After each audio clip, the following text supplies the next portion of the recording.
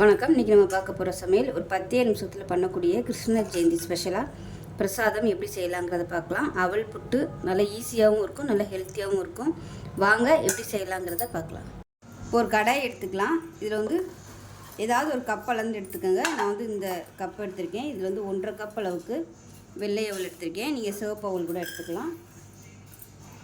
இப்போ இது நல்லா மொறுமொறுன்னு வர அளவுக்கு வறுக்கணும். இப்போ பாருங்கள், அவல் நல்லா வறுபட்டுருச்சு. நல்லா கையில் அமுக்குனிங்கன்னா நல்லா அப்படியே பொடிப்படணும்.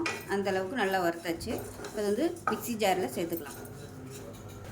இப்போ மிக்சி ஜாரில் சேர்த்துட்டு இப்போ இதில் ஒரு ஏலக்காய் சேர்த்துட்டு நல்லா ரவை பதத்துக்கு பொடிச்சு எடுத்துக்கலாம். ரொம்ப நைஸாக அரைக்கக்கூடாது. இப்போ பார்த்தீங்கன்னா நல்லா குறைன்னு அரைச்சாச்சு. லைட்டாக அந்த நரப்பு கையில் தட்டுப்படணும். அந்த மாதிரி தான் இருந்துச்சுன்னா புட்டுக்கு நல்லாயிருக்கும். ரொம்ப நைஸாக அரைக்கக்கூடாது. இப்போ அதே பேனில் கொஞ்சமாக நெய் சேர்த்துக்கலாம். நெய் சேர்த்துட்டு நல்லா ஒரு கை அளவுக்கு முந்திரி பருப்பு போட்டு வறுத்து எடுத்துக்கலாம்.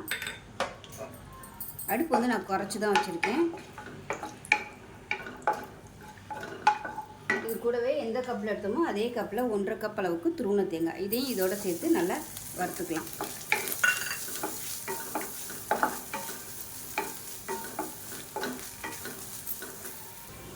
இப்போ இது நல்லா வதங்கிடுச்சு. இதை தனியாக எடுத்து வச்சிடலாம். ஒரு கடாய் எடுத்துக்கலாம். அதாவது ஒரு சாஸ் பேன் எடுத்துக்கலாம். இதில் 1/2 கப் அளவுக்கு வெல்லம் சேர்த்துக்கலாம். கொஞ்சமாக தண்ணி சேர்த்துக்கலாம். அதில் தண்ணி ரொம்ப ஊற்றிட வேணாம், ஜஸ்ட்டு கரைஞ்சால் மட்டும் போதும். கரைஞ்சிருச்சு. கேஸ் அமர்த்திடலாம். கொதிக்க வைக்கணும்னு அவசியம் இல்லை. இது ஆர்கானிக் சர்க்கரை, அதனால் இதில் தூசி மண் எதுவும் இருக்காது. அப்படியே சேர்த்துக்கலாம். இப்போ ஒரு பவுல் எடுத்துக்கலாம். இப்போ நம்ம வறுத்து வச்சுருந்த தேங்காய் முந்திரி பருப்பு ஒரு பவுலில் சேர்த்துக்கலாம்.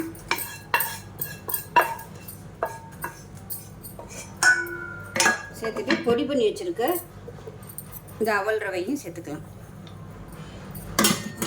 சேர்த்துட்டு நல்லா கலந்து விட்டுக்கலாம். இப்போ இது காய்ச்சி ஆற வச்ச பால். இது கொஞ்சமாக தண்ணி தெளித்து, அதாவது தெளித்து பிசைஞ்சுக்கலாம். ரொம்ப ஊற்றிடக்கூடாது.